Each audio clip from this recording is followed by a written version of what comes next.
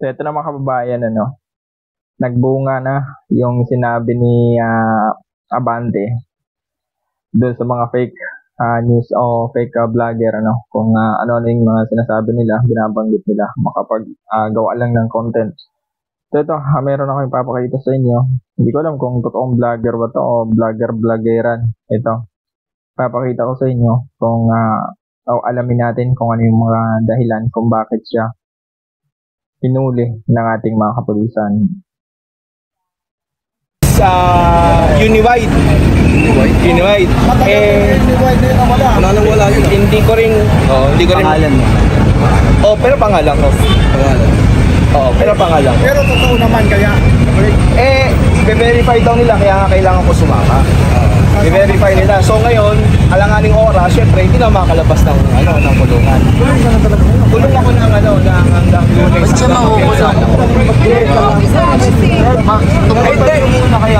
Kasi kung hindi na nila ako ma-verify kung alam ko. Kaya nakarating na, mapadiditin talaga ako. Kaya na nga ng Martes ng Polis kasi nakakapagala ng pasakas. Saka bakit?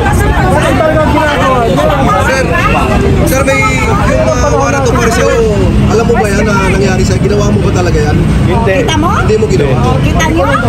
Alam na kung sino may gawa niya. Magkano presyo ng bouncing check na yun? Magkano yung presyo? Bossing, magkano presyo ng bouncing check? Wala ring nakasulat na magkano ang pumutok, pero ang piyansa is 2,000 pesos. 2,000 pesos. Yun ang piyansa. Ngayon kasi biyernes na. Lunes na. Bayan yung piyansa, 2,000 pesos lang. Hindi, kahit sa oras lang kung may pera, hindi makakalabas din, So alamin natin yung buong katotohanan. Mukhang kulang-kulang itong video na to na nakalap natin impormasyon. Hindi, wala ka nang sarado na yung office.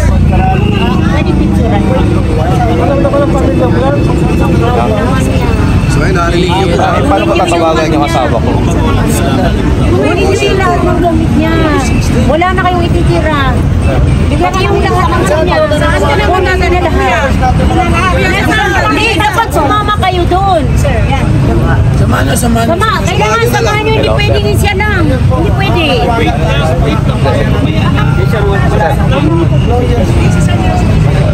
Hindi kami magkarinigan Oo, sir. Kuhanin mo yung mga mo. Lahat yan. Kuhanin mo. Iwan ko nga. Fair naman. Sobrang unfair. Sobrang unfair. Sige, sir. Wala sa oras yun Wala sa ayaw. Iniwan ko na yung cellphone ko. Wala naman. Pwede mo na kang ititira dyan. Wali-wali ko. basta makita ka doon. Pati wallet? Sige na, kami na parang sure. Akin na kami ito. Kami na, hindi pwede mo na kami. Tuso sila, tuso tayo. Sige sir, sunod na lang kayo. Ano talaga gobyerno? Sige sir. Grabe, isisano talaga. Napaka... Ang buwan ka sa akin, lahat ng gamit mo ibigay mo sa kanya.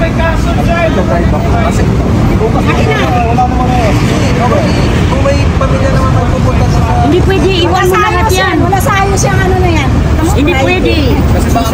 Lahat ng gamit mo ibigay mo. Bigay mo na lang din. Lahat. Uy, vlogger, alam niyo yan ha? I-ano mo yung lahat ng gamit mo iwanan mo sa kanila. Hindi pwede. Sa Makati po, sa Makati sa... Hindi pwede guys. Sa estasyon. So, meron siyang dala-dalang papeles. So, parang to. Ibig sabihin nito, may warrant of arrest itong isang lalaki. Kami mag-ali. Kailangan yung samahan, huwag yung iwan kayo. Sa isod. Kailangan yung huwag. Malapit lang dito, sir. Sa may libis. Doon tayo. Sabihin mo sa samahan natin. Pero hindi kasi kailangan talaga mag-clear kung saan siya dadalhin. Hindi po pwedeng iwanan nyo to. Pero pwede mo siya mag-bail ngayon.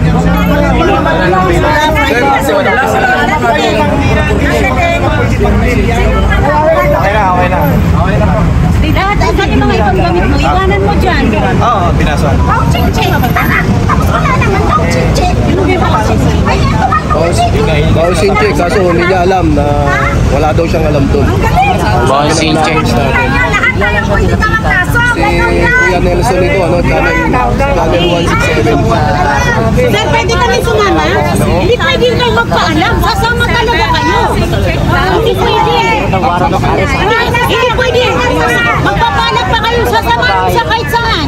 Ano po? Tayo mo sasama. Sasama kami. Ang tawag yan. Lahat.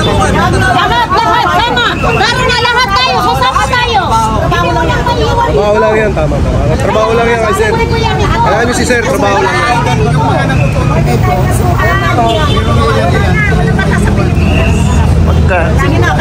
Anong mangyayari niya pag... Samahan nyo, te.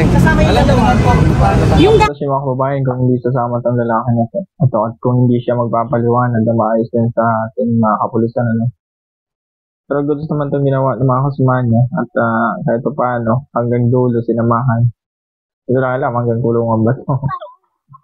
Kami tanong yung... Ako na bahala sa Station 12 ba? Dito sa... Kailangan mag-iwan ka na mga ibang dito lang tayo ha. May piyansa naman siya, dalawang oras. Sino sa amin ng blanket? Sana ka sa amin. Alam mo ako. Alam ko.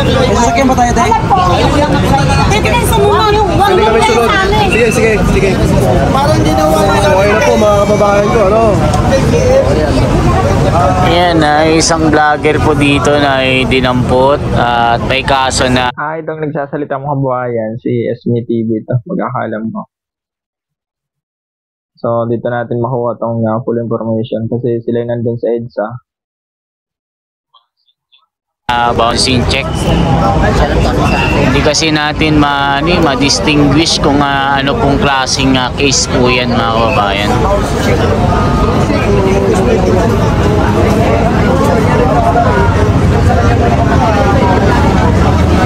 Dinala na siya mga kababayan.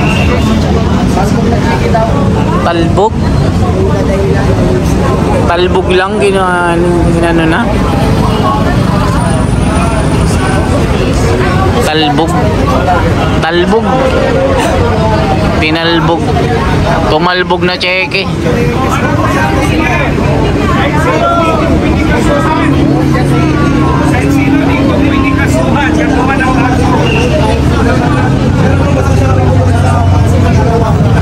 Katakot naman mga kababayan.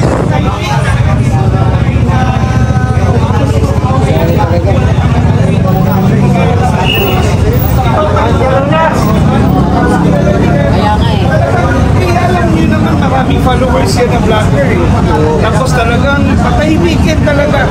So marami sa atin yan. Oppression yan. Oo, oppression yan. Gusto talaga na abusalan yung ating mga yung karapatan natin. Ingat-ingat tayo kasi tayo talaga baka babalikan tayo yan. Sir, may mga nagko-komento sa akin na meron daw memo na pakauliin yung mga vloggers na pupunta sa batasan. Ano masasabi mo rin, sir? Sila huli yung mga kababayan, narinig naman natin doon sa House of Representatives, ay mga sinabi nila Abante doon na yung mga nagpapakalat doon ng mga fake news ay may paglalagyan. So, malamang sa malamang, yun na yung mga ugat nito. Ay kung gano'n naman, kung may memo na ipakita nila dahil hindi tayo dapat matakot. May karapatan tayo. We're protected by the Philippine Constitution. With our freedom of expression and the freedom of speech. Walang sino man sa atin dito na dapat busalan. Kaya, bataong bayan, bawa naman kayo sa bayan natin. Itong mga ginagawa ng mga vloggers ay sadyang katotohanan ng mga kanilang pinalabas. Wag nyo naman hayaan na lang na ganito ang takbo ng ating gobyerno na talagang kahit yung simpleng pagpapahayag ng sino man dito ay bubusalan ng itong gobyerno na to. Kawawa talaga tayo dito. Lahat hawak nila mula sa militar, tsaka PNP, mga korte, hawak nila. Kaya tayo mga vloggers dito, ingat-ingat po tayo. Alam na Kasi mga kababayan, dito sa EDSA, ang daming nagpapakalat ng fake news. Magulat ka na lang, nandun na yung, ganito na, dagsa mga pulis. Pero wala naman pala, pag binuksan mo, wala naman mga pulis doon na nakalagay o mga pwesto. At meron pang naglagay na meron di umano na aeroplano. Wala naman. So siguro nagsawa na yung gobyerno natin na kakasita o kakanood na wala naman palang katotohanan. So yan na siguro yung mga sample-sample.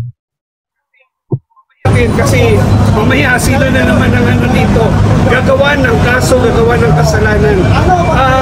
Anong nangyari sa kanya? Matagal na yun? August ba yun? Ano ba? August 16 daw. Tapos dito pa talaga ano, para may magiging impact dito sa mga nagsusuporta na ayaw natin yung gobyernong tiwali. Talagang ano talaga ito, pagbabalahura ng karapatan ng ating mga mamamayan, ng mga simple at mga ordinaryong mga tao na gusto lamang may pahayag yung tama, yung totoo at walang kinikilingan, yung totoong serbisyo para malaman ng iba, lalo na sa mga tao na walang alam at hindi nila alam.